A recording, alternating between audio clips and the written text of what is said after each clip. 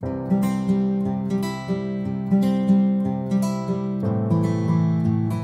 kita semua, jumpa lagi dengan saya Leon Andretti Abdillah. Kali ini pada mata kuliah Analysis and Design of Information System atau Analisa dan Perancangan Sistem Informasi. Assalamualaikum warahmatullahi wabarakatuh. Selamat siang, salam sehat dan sejahtera buat kita semua. Selamat datang rekan-rekan mahasiswa yang saya cintai dan banggakan dimanapun Anda berada. Semoga selalu dalam keadaan sehat walafiat dan dalam lindungan Allah Subhanahu wa taala. Amin ya rabbal alamin. Perkenalkan, saya Leon Andretti Abdillah, saat ini sebagai Associate Professor Computer Science and Information System, kemudian Asesor BKD, Editor Journal and Conference, Reviewer Ditjen di Tiristek, kemudian pengampu sejumlah mata kuliah seperti ACI, KMS, CRM, dan lain sebagainya, mentor di Pablo New Zealand, serta Unpad Indonesia, Consultant Academic Research and Community, serta Koordinator Natural System Research Group. Berikut sejumlah mata kuliah yang dia ampu, dimulai dari System Analysis and Design, Enterprise System, Research Method, Human-Computer Interaction, Knowledge Management System, Human Capital Management, Algorithm Programming and Data Structures, Supply Chain Management, Business Process, serta beberapa mata kuliah lainnya. Tujuan dari mata kuliah ini memahami konsep suatu sistem dan bagaimana memodelkannya. Kemudian juga menjelaskan secara singkat proses sederhana untuk mengembangkan sistem informasi, kemudian mengetahui sistem development life cycle secara umum, dilanjutkan dengan mengetahui kegiatan analisis sistem, kegiatan desain sistem, serta peran dan keahlian seorang sistem analis. Course Description: Analisis dan Perancangan Sistem atau Sistem Analysis and Design merupakan mata kuliah untuk para mahasiswa pada program studi Sistem Informasi Fakultas Sains Teknologi. Mata kuliah ini memiliki bobot 4 SKS. Materi disampaikan bisa secara tatap muka, tatap maya, menggunakan cloud Zoom meeting, atau melalui blended learning e-learning dengan platform Moodle. Mata kuliah ini membahas bagaimana cara menganalisis dan merancang sistem informasi sesuai siklus pengembangan sistem SDLC tertentu, kemudian bisa dibantu dengan alat-alat bantu pemodelan sistem. Adapun course objektif, yang pertama, tadi diharapkan memahami siklus dari SDLC atau Software Development Life Cycle, kemudian menjelaskan kegiatan yang ada pada fase Analysis and Design, serta mengetahui tools yang biasa digunakan pada fase Analysis and Design. Sedangkan untuk pertemuan pertama, akan dikenalkan lingkup mata kuliah Analysis and Design of Information System, kemudian sistem pembelajarannya, mulai dari metode pembelajaran, komponen penilaian, skor penilaian, serta sumber materi ajar.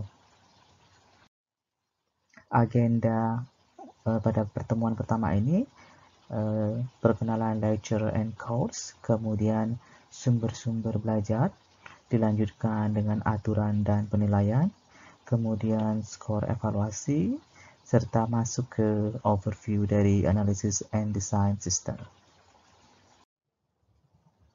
Rencana pembelajaran satu semester ini dibagi jadi 16 pertemuan, dimulai dari Introduction, System Analysis and IS Development, kemudian Project Selection and Management, baru ada quiz yang pertama pengambilan nilai, lanjut ke Requirement Analysis, Process Modeling, Data Modeling, baru Meet, kemudian baru Logic Modeling, Object Modeling, Database Design, User Interface Design, Program Design, Construction and Installation, Presentation, serta Final Exam pada akhir pertemuan.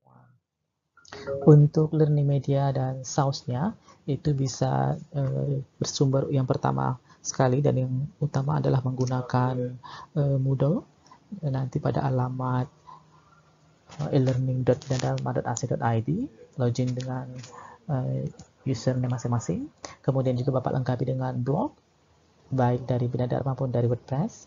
Kemudian setiap kelas disiapkan WhatsApp group, dan Bapak lengkapi dengan Facebook group juga. Oke, lanjut. Mata kuliah ini memiliki 4 komponen penilaian, yaitu aktivitas di kelas sebesar 15%, mid exam 20%, report terdiri atas tugas-tugas mingguan dan presentation itu 20%, dan final exam sebesar 40%.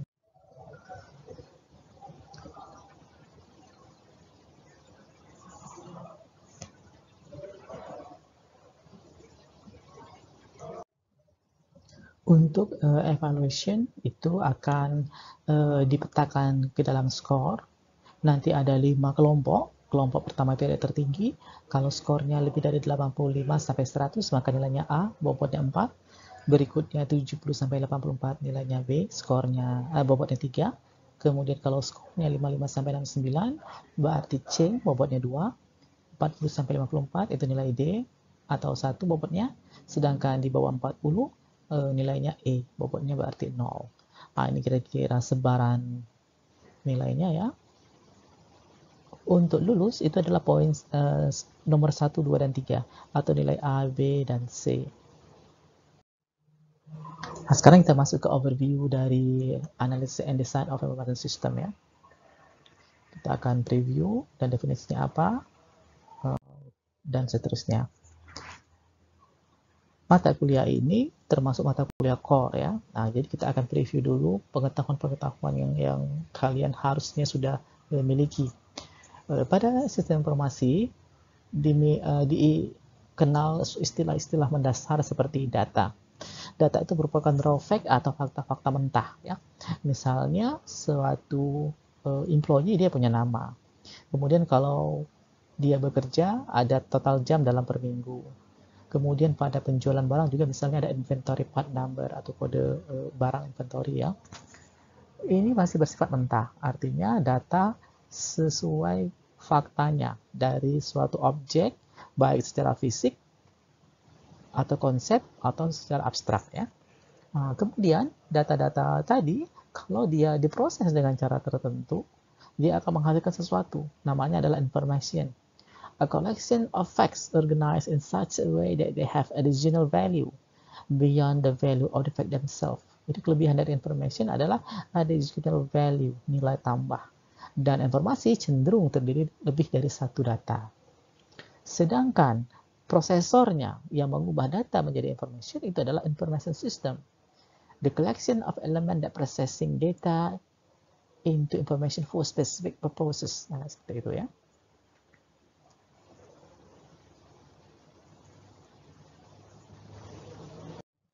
Nah, perhatikan, pada saat data tadi ada, dia belum memiliki nilai tertentu ya. Jadi kira-kira apa maksud dari data angka, data jumlah, data orang, dan data lain ya ini.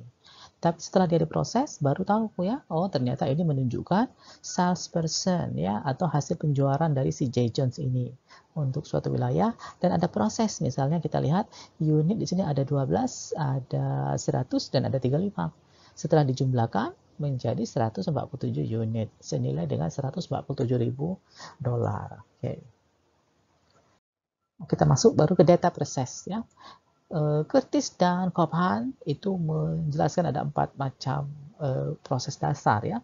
Bisa classification, bisa rearranging atau sorting data, kemudian summarizing, aggregating data, performing calculation on data, dan selection of data. Nah, yang tadi itu terkait dengan summarizing dan calculation. Nah, seperti itu ya. Oke, sekarang baru kita masuk ke information system. Ini termasuk bidang yang sudah berkembang dan banyak sekali mendapat perhatian ahli ya. Ini ada beberapa pendapat, ada yang fokus pada organization capture and manage data to produce usable information that supports an organization and its employees, customers, suppliers, and partners. Ini dari Witten and Bentley ya. Kemudian bisa juga dianggap sebagai any organized combination of people, hardware, software, communication network, data source, and policy and procedures that stores, retrieve, transform, and disseminate information in an organization juga boleh seperti itu. Atau ini sudah ada, perhatikan ya, di sini sudah ada hardware, software, communication, dan data source itu masuk ke information technology. Jadi apa? IS combine IT, people, and data to support business requirement. Ini fokus lagi ke apa? Integrated set of component. Untuk apa? Collecting, sorting, and processing data and for providing information, knowledge, and digital product. Ini dari SWAS ya. Atau bisa juga seperti pendapat Fitzer ini. Kemudian yang terakhir ini dari Thailand tahun 2020 katanya IS itu combine technology people and data to provide support for business function. Nah, dia menekankan business functionnya ya. Such as, di balik contoh, order processing katanya. Kemudian inventory control, human resources, accounting, and many more. Nah, seperti itu ya.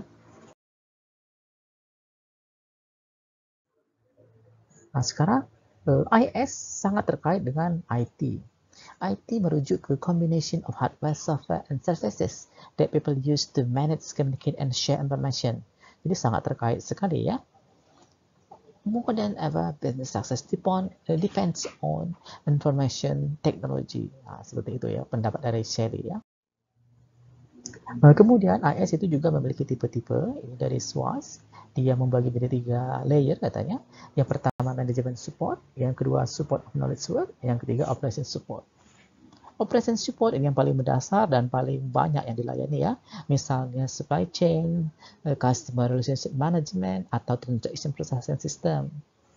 Naik lagi tingkatannya, itu ada professional support system, collaboration system, knowledge management system. Nah, yang paling tinggi itu pada level management support. Mulai dari management reporting system, DSS, distribution support system, sampai ke executive information system. Kemudian, information system dikembangkan itu mengikuti suatu life cycle. Di sini ada beberapa fase ya macam. Yang paling dasar itu misalnya yang hanya terdiri dari 4 fase saja. Gitu ya. System development life cycle is the process of understanding how information system can support business needs by designing the system, build and develop to users. Dia menjelaskan setidaknya nanti ada 4 tahapan ya. Yang pertama adalah planning and selection, kemudian analysis, design, implementation, and operation. Ya. Jadi yang paling mendasar itu ada 4 pada pengembangan suatu sistem informasi. Kalau digambarkan jadi seperti ini kira-kira. Versi yang kedua ada lagi yang terdiri atas 5 fase. Ini dari Valasik ya dan George. Dia menggambarkan seperti ini. Ada planning, analysis, design, implementation, dan maintenance. Juga ada apa? Analysis and design. Kemudian pada waterfall model ini juga ya. Ini yang termasuk klasik waterfall model ya. Dia menggambarkan pengembangan perangkat lunak itu seperti waterfall, mulai dari communication, planning, modeling, construction, and deployment. Perhatikan pada waterfall, analysis and design itu disebut dengan istilah modeling. Jadi kalau bicara modeling itu cenderung melibatkan analysis and design ya. Kemudian ada juga yang 7 fase seperti ini dari Kendall, juga terdiri atas analyzing and design. Fase krusialnya di sini ada ya, sudah digambarkan.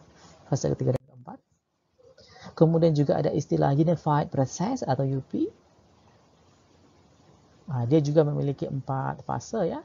Inception, Elaboration, Construction, and Transition. Ada UME, dia juga melibatkan UME. Di sini juga dikenal istilah modeling. Analysis and design itu ada pada modeling ini ya. Sekarang kita fokus ke sistem analysis and design. Sistem analysis and design is step-by-step process atau proses langkah demi langkah for developing high quality information system untuk mengembangkan sistem informasi berkualitas tinggi, kata Taylor ya. Kemudian juga dia bilang sistem analysis and design itu cenderung kompleks, challenging, and stimulating organizational process that the team of business and system professional used to develop and maintain information system. Jadi dia melibatkan apa? Business and system. Jadi harus timnya terdiri ada ahli bisnis dan ahli sistem IS atau IT-nya ya.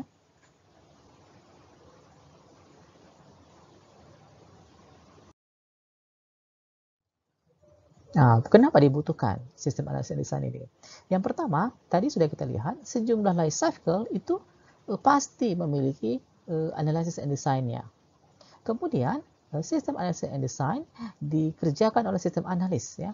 Seeks to understand what human needs to analyze data input or data flow systematically, process or transform data, store data, and output information in the context of a particular organization or enterprise.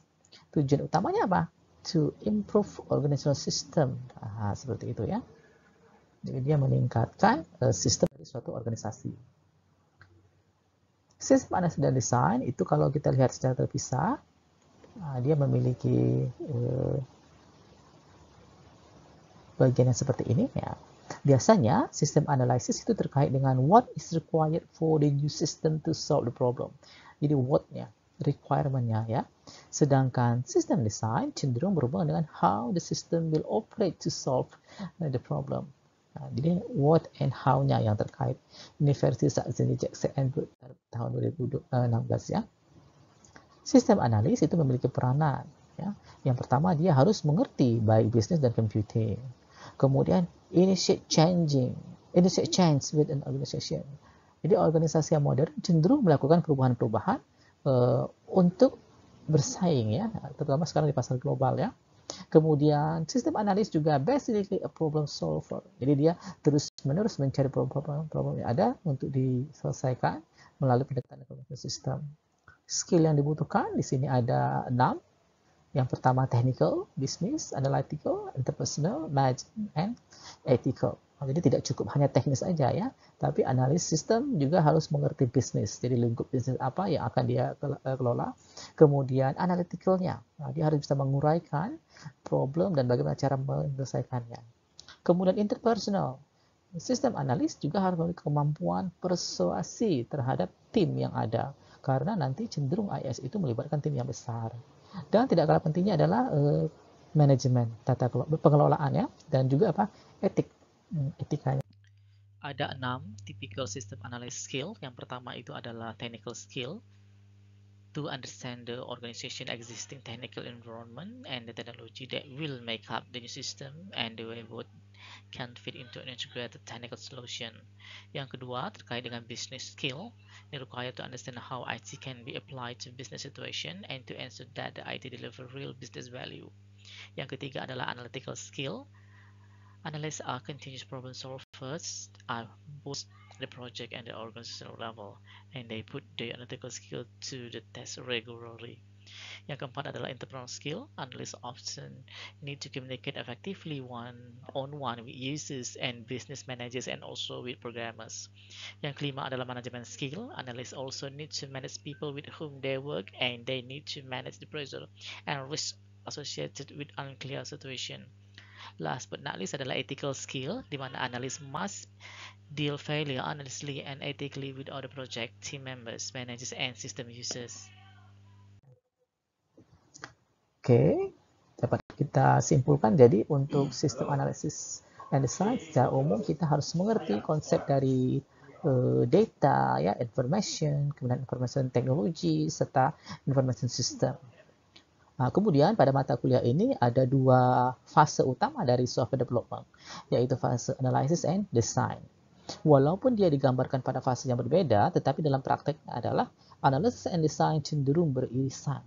Artinya, sebagian kegiatan analysis itu adalah bagian desain. Pun sebaliknya, sebagian aktivitas desain merupakan aktivitas analisis ya. Orang yang bertanggung jawab untuk sistem analysis and design dikenal dengan istilah sistem analis ya. Dia harus memiliki ya tadi ada sejumlah skill ya, ada 6 skill tadi yang harus dia kuasai.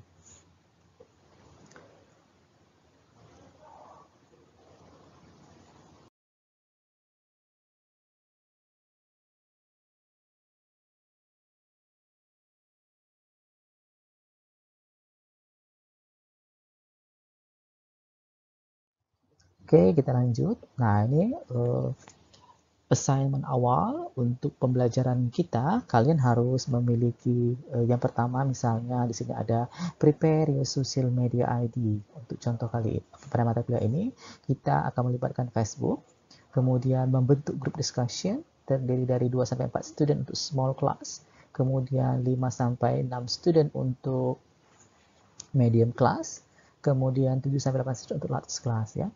Kemudian juga nanti untuk task mingguannya nanti dirangkum dengan menggunakan blog, menggunakan WordPress.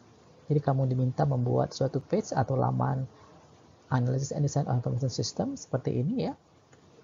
Kemudian seluruh tugas-tugas itu disimpan di cloud repository menggunakan Dropbox. Selanjutnya Anda juga akan diminta sering ya untuk mengembangkan tim project tema kelompoknya dengan sumber-sumber ilmiah, misalnya dari Google Scholar, dari Academic Research Microsoft, dan dari sumber-sumber akademik lainnya. Yang paling mudah mungkin dari Google Scholar ya.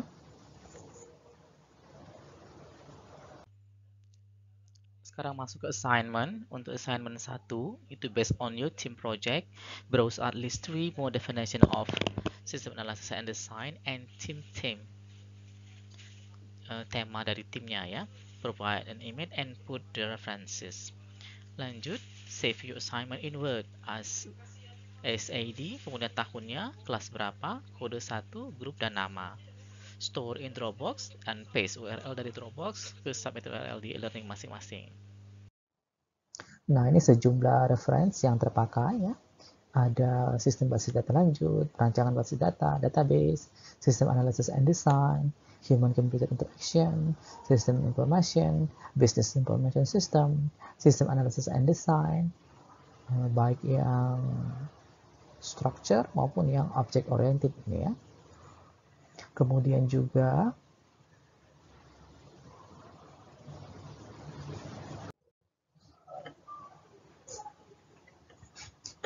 sistem analysis and design dari tadi tahun 2000 ya.